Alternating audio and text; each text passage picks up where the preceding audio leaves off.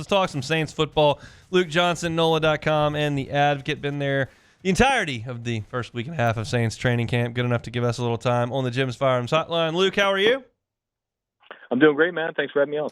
It is our pleasure. Sound like a pretty good day for Jake Haener today. What can you tell us? Yeah, honestly, out of the three quarterbacks, I thought, look, he was running the third-team offense, right? And he's going up against third-team guys, but he's also playing with third-team guys. And I thought he just had really nice command of the offense today. He was the only one out of the three who led a scoring drive on a 2-minute drill to close practice out. And within that, he made some just really great throws. I still have maybe this is just like my own biases coming in. I still have a hard time seeing him win the job, but he's not just going away, he does some really nice things. I want to see it in games. We haven't seen it in games yet, but there's some stuff that he does that makes you go okay, he's an NFL quarterback. And today was one of those days. There was a throw to Dante Pettis. It was a gotta have it play, third and long, and he fit it between three defenders, perfectly layered ball, where only Pettis could have made the catch, and he did. And that's the stuff you see out of Jake. He's for lack of a better term, he's I hate saying this. Dennis Allen always said it, but he's got moxie, man. He loves being in this setting, and he does it well. Well, Dennis Allen reference never hurt anybody. Well, I shouldn't say that. Yeah, never hurt anybody. Yeah. Let's see. So, is Haener just the third guy at this point? I mean, I realize that you've kind of alluded to that, but it feels like the other two are taking the majority of the important reps. Is that a misread from far away? No, I think today notwithstanding, where Shuck didn't really get much because when he did have reps, he didn't do much with them. Haener's been running getting about half as many reps as the other guys. So I still think to this point in camp, Spencer Rattler's ahead of Jake Haener, and I just would have a hard time seeing them take the number 40 pick and have him be the inactive guy on game day. That's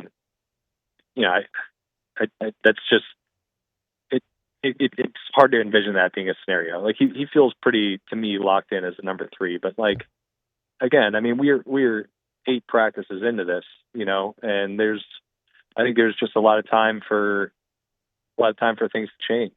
I think if you're just going off of who's looked the best through 8 practices, to me, it's been in order: Spencer Rattler, Jake Haener, and Tyler Shough. There's a lot of time for that to change. Tyler, a light bulb could click on for Shuck. When he gets a little bit more experienced with the speed and the offense, it's looking great. And Rattler could have a couple bad days in a row, and Jake could fall off anything could happen. But through 8 days, I think that's kind of where it plays out to me. What has Tyler Shough struggled with the most? Well, today it was pressure, which is concerning because that's kind of exactly the knock on him coming out of Louisville. And when he had pressure in his face, his play kind of crumbled sometimes. And credit to Brandon Staley, he was bringing it against everybody. Every one of those quarterbacks is having to navigate a crowded pocket, collapsed pocket, guys coming off the edge from who knows where. He was really sending the kitchen sink at him. But with Shuck in particular, the concerning stuff is that's when the decision making starts to lapse. That's when the accuracy drops off. Today, his interception in the red zone period was pressure up the middle, and he's fading away, and he's throwing off his back foot like throwing a jump ball into double coverage. That's exactly what you don't want to see in that scenario. And that was really kind of the story of the day today. He's getting a lot of stuff sent his way, and a lot of pressures, a lot of sacks. What we'll call training camp sacks. They can't obviously bring the guy down, but they're getting to him before he's getting rid of the ball. And he needs to play a little faster. He needs to be a little bit more decisive, like Spencer Rattler is. I think Spencer Rattler is doing a much better job of handling the pressures because he's getting the ball out of his hands when he needs to. So that's something that, obviously it was, like I said, it was a problem at Louisville, but that's something that I think coaching can help fix. But like that's got to get right, at least to an acceptable degree, before you can really take him seriously as a starting quarterback contender. You talking about a lot of blitzes coming from Brandon Staley. How'd the offensive line handle that, especially the first team? I thought the first team did okay with it. Still a couple got through, and it's I think to be expected. They've only been in pads for 3-4 days, and only 2 of these guys are playing the positions they played last year.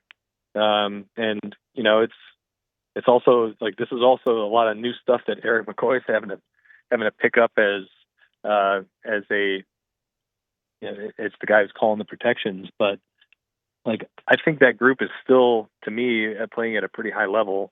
It's once you get behind that first group that I think things start to look a little bit more shaky, which is probably the question for the other 31 NFL teams too. Like offensive line depth is really, really hard to find. But the first team I think is good. I think they're going to be a strength of the team and like kind of a floor setter for the offense as long as the quarterback play is just halfway decent behind them. So I feel good about them. Even with some of the pressures coming through today, I think they're in a good spot. With Juwan Johnson being nicked up, although it's a short-term deal, like is tight end depth a concern right now? Yes and no, because I don't know how long we're going to go into the season without Foster Moreau and Taysom Hill. I think just getting one of those guys back would make me feel pretty good about it, because I think they're this offseason signing of Jack Stoll's been kind of low key a good one. He's shown a little bit as a receiver that he hasn't really had an opportunity to show throughout his career, and he comes in here known as a blocking tight end, and he's done really well in that. So, their rookie I think has a long way to go, Maliki Matavao. So like if they have to go into a season knowing that let's say Foster's not going to be back till week 5. And Juwan's been nicked up throughout training camp. Like let's just say that's the scenario. Then I'd feel a little uneasy about that. But like I don't know if that's going to be the case. Like I feel like there's a good chance that Foster's back early in the season. Obviously they're going to have to take it slowly because he didn't have a training camp or much of one. And there's always like a little bit of uneasiness when you got one guy out already and you don't know what the situation is going to be if another guy goes down. But like, I think in terms of the big picture, looking at the season as a whole, I think I feel okay about it. I'd feel better if they had Noah Fant, but he's like, I think I'd rather go play with Joe Burrow, which like, I don't blame him for that. So, but it's not something that to me is like a really big concern. I think I'm more concerned about like the best 5 receivers in this training camp are like all guys who are 6 foot or less and 190 pounds or less. Yeah. Like we haven't seen anything really that makes me feel good about like Bub Means or Cedric Wilson, who are the only guys in this team who have like any sort of size at the receiver position. That's something that's a concern for me. Do you think they can address that? I mean, we've talked about it before, and clock's ticking, and then we'll see cuts, and maybe there's something there. But like, what do you think? There's a way they can address that? Yeah, I mean, probably, but it's tough to see where it is right now. Like, I'd have a hard time seeing like Keenan Allen signing here. Like, he's at the tail end of his career. He's never played in the Super Bowl. Like, I imagine he wants to play for a contender, and the Saints just, frankly, aren't that right now.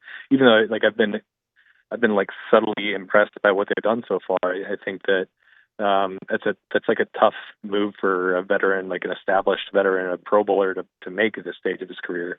And I don't know, outside of him, like, I think I'd say the same thing about somebody like Amari Cooper, who's not really that mold of player anyways.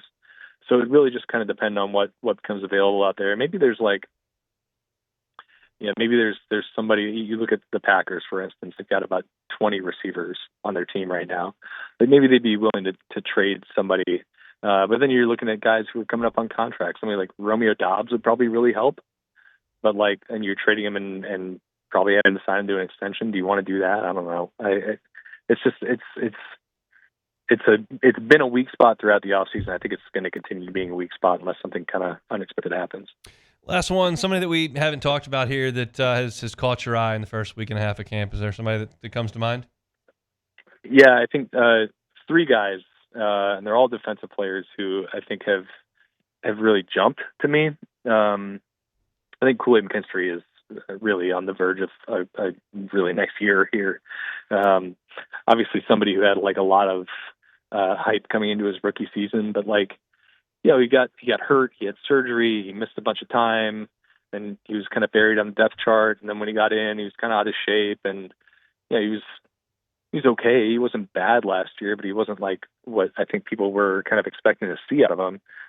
We've seen what we've expected to see this year. He's in good shape. He's making plays on the ball. He's extremely confident. He's talking trash on like every play. I think they got a dude in him. I think I've really liked what I've seen out of Quincy Riley in spurts, especially somebody who can make a play on the ball. It's something he did really well at Louisville, and I think it's translated to the pro game, which is exciting if you're Brandon Staley.